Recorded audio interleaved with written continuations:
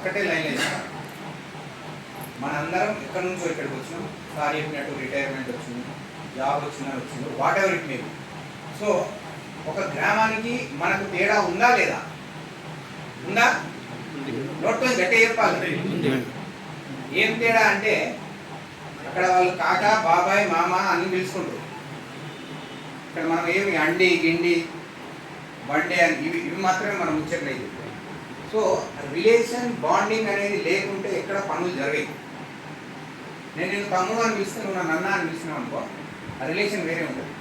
నువ్వు అన్న నన్ను పిలిస్తే మా ఆవిడ వదిన అని పిలుస్తావు, మా నాన్న కాక అని పిలుస్తావు, వాట్ ఎవర్ ఇట్ మే. అంటే ఒక రిలేషన్ బాండింగ్ విలేజ్లో ఉంటుంది. అది మన అందరం విలేజ్ వదిలేసి వచ్చినాము, ఇక్కడికి వచ్చేసరికి అందరం కొత్త కాబట్టి మనకు అట్లాంటివి ఏం లేవు. ఎందుకంటే మనం 100 మంది ఇల్లు, నేను ఆ కాలనీ ప్రెసిడెంట్ని, నేను ఈ కాలనీ ప్రెసిడెంట్ని, ఈ కాలనీ ప్రెసిడెంట్ని, ఈ కాలనీ ప్రెసిడెంట్ని అనుకుంటాను.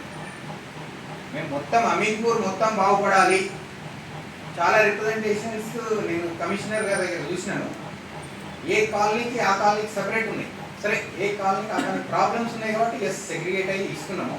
బట్ కామన్గా what ever it may be కామన్గా ఉండాలి, మన అందరం ఒకటే ప్లాట్ఫామ్ నుంచి రావాలనే ఆలోచనతోనే చేసినాం.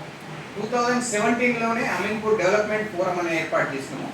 కానీ అనుకోకుండా డెవలప్మెంట్ అనే వాక్యం మనం వాడొద్దట, అది గవర్నమెంట్ మాత్రమే వాడాలట.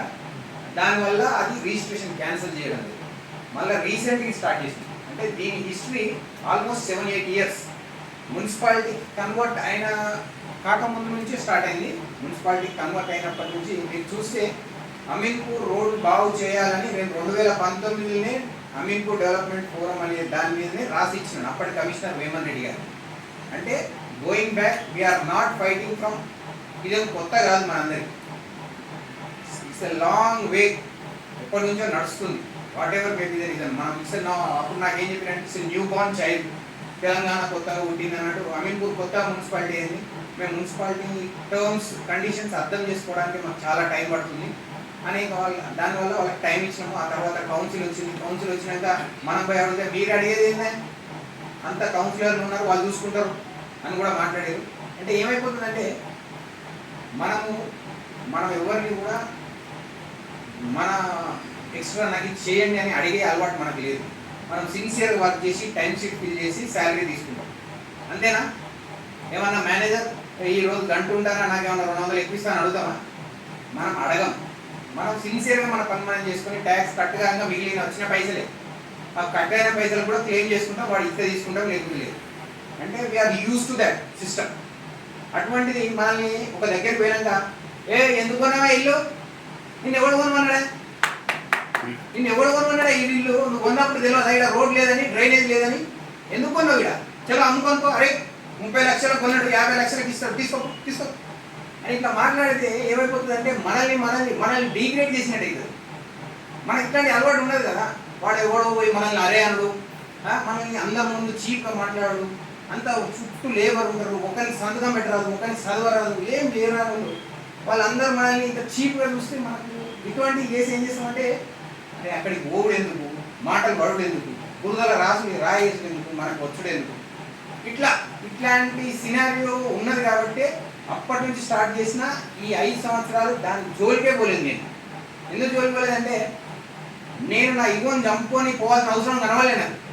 మీరు అన్నట్టు ఇన్ని గ్రూపులు ఉన్నాయి, 5-6 వేల మంది అసలు ఓటింగ్ చేసిన వాళ్ళు 120 మంది ఉన్నారు. 120 మంది ఉన్నారు. మనం ఇక్కడ 50 మంది కూడా రాలేదు. What ever maybe the reason, నేను క్లియర్గా చెప్పిన, ఎవరు వస్తే వాళ్ళే ఓటు వేయాలి. ఓటు వేస్తే నేను ప్లాన్ చేసుకుంటాను. ఇప్పుడు మనం 20 మంది అనుకో, సార్ నాకు చెప్పిండు ఒక 40-50 మంది మా కాలనీలో అకామిడేషన్ ఇస్తా సార్, మనం మీటింగ్ పెట్టొచ్చాను. అక్కడ పెట్టేటోళ్ళం కదా, పాపం సార్ ఫోన్ చేసి లైట్ హీట్ ఫ్యాన్ ఇంత పెద్ద వ్యవస్థ వేస్ట్ చేయడం, రిసోర్స్ ఎందుకు వేస్ట్ చేస్తాం? ఆ బాధ్యత మనకు కూడా ఉండాలి. ఐ పిటి మనల్ని మనం చూసి మనం బాధపడాలి, జాడిపడాల్సిన టైం వచ్చింది.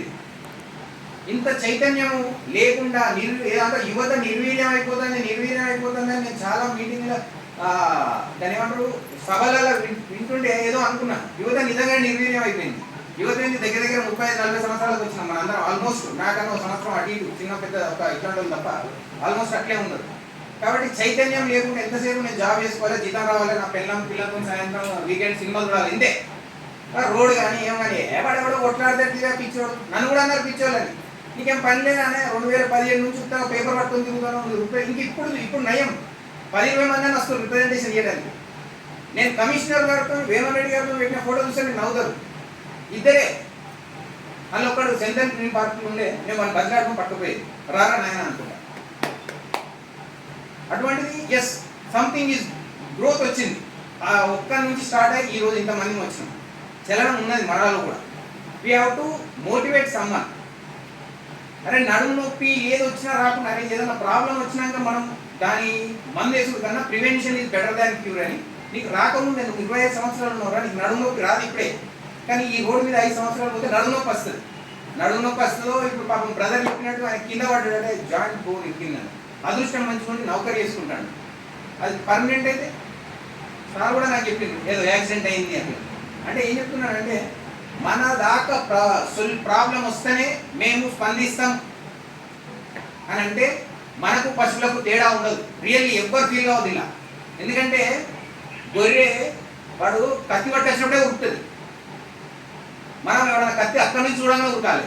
ఎందుకంటే మనం మనుషులం కదా, మనకు ఆలోచన ఉన్నది కదా. మన ప్రాబ్లం నాకే వస్తే నేనే చేస్తా. మన అందరం ఏమైపోయిందంటే బా శివాజీ ఉండాలరా, కాకపోతే నా ఇంట్లో ఉంటుంది రో శివాజీ, పక్కోని ఇంట్లో ఉండాలి, మా కోసం కష్టపడాలి, మేము ఎంజాయ్ చేస్తాం. ఇట్లాంటి ఫీలింగ్ మనం అలవాటు అయిపోయినాం. నథింగ్ టు వరీ, మనం ఏం కాదు. We are good count. Almost 48-49 members రాసింగ్ వల్ల ఇంకా వచ్చిన 10-12 మంది రాయలేదు, అయినా ఏం కాదు. కాకపోతే ఈ వాట్సాప్ యూనివర్సిటీలో యాక్టివ్ ఉంటారు చూసినావా, వాళ్ళని కూడా వాడుకుందాం, సోషల్ మీడియాలో ప్రమోషన్కి వాడుకుందాం.